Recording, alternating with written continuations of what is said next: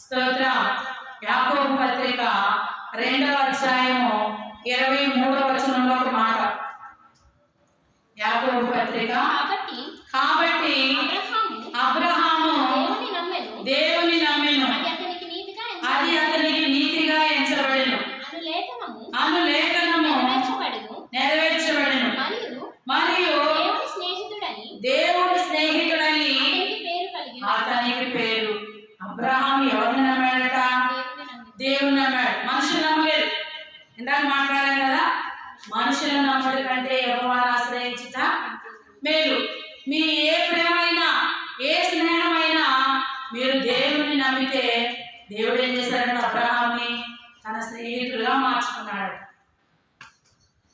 ఒకవేళ నిజంగానే లోకంలో చాలా మంది నిజమైన స్నేహితులు ఉన్నారండి, కాదండి. వారి ప్రేమ ఎంతవరకు ఉంటుంది? కొంతవరకు మాత్రమే. వారి ప్రేమ కొంతవరకు మాత్రమే. మరణము ఇద్దరిని వేరుపరుస్తుంది. మరి దేవుని యొక్క ప్రేమ మనల్ని ఎవరి నుంచి ఎడబాపదు. ఒకవేళ ఇక్కడ ఉన్నంత వరకు అబ్రహాము దేవుడు స్నేహితుడుగా ఉన్నారు. అబ్రహాం మరణించి ఎక్కడికి వెళ్ళిపోయాడు? దేవుడి దగ్గరికి వెళ్ళిపోయాడు. ప్రేమ విలువైన ప్రేమ, విలువైన స్నేహం. అని నిజముగా అబ్రహాముని దేవుడు స్నేహితుడుగా ఎంచుకోవడం ఎంత ధన్యత.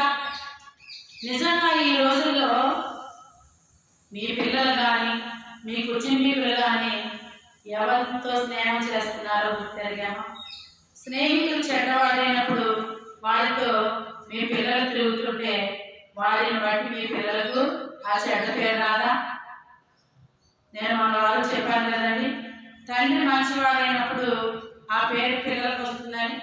ఆ తండ్రి పెంపకంలో పెరిగిన వారే కదా అంటారు.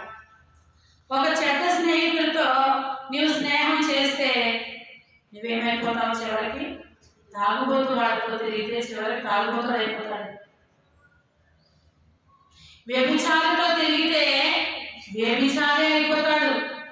మంత్రగారితో తిరిగితే మంత్రగారితోనే మంత్రగాడు అయిపోతాడు. మరి లోకంతో తిరిగితే చివరికి లోకస్తుడు అయిపోతాడు. మరి దేవుని